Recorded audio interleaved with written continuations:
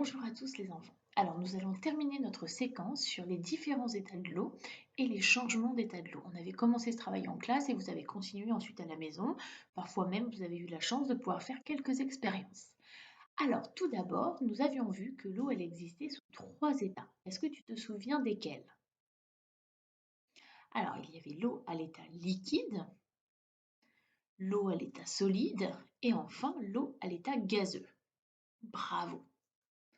Maintenant, on va essayer de revenir brièvement sur les différents changements d'état de l'eau. Si je te dis le mot fusion, à quoi cela te fait-il penser?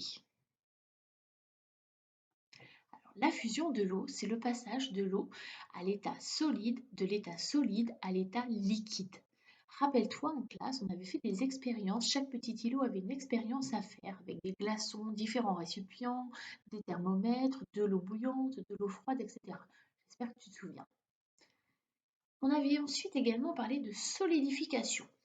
Au début du confinement, je t'avais proposé de regarder une vidéo qui mettait en scène une expérience et je t'avais même proposé de faire une expérience. Peut-être que tu as eu la chance de pouvoir la faire.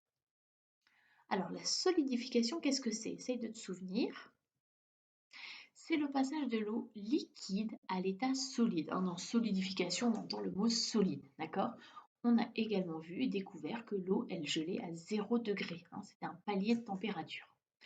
Enfin, nous avons parlé de la vaporisation de l'eau. Sur le site de Lumni, tu as pu faire, je t'avais proposé de faire un jeu, si tu avais la possibilité, qui mettait en scène les différents changements d'état de l'eau, dont la vaporisation.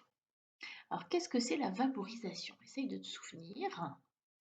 La vaporisation, c'est le passage de l'eau liquide à l'état gazeux. Tu peux observer de la vapeur d'eau quand tu fais bouillir notamment de l'eau dans une casserole. Tu pourras observer à la maison la prochaine fois que tu feras des pâtes par exemple, tu verras ce qui se passe au-dessus de la casserole. Maintenant, je t'invite à prendre la fiche Je retiens sur les différents états de l'eau que j'ai envoyés à papa et maman.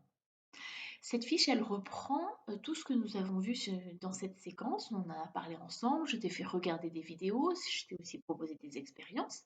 Tu vas essayer de compléter cette fiche tout seul pour tester un petit peu tes connaissances.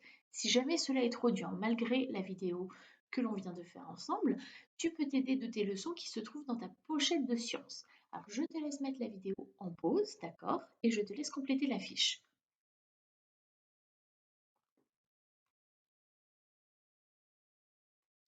Alors, j'espère que tu as pu compléter le maximum de choses, d'accord, sur la fiche Je retiens.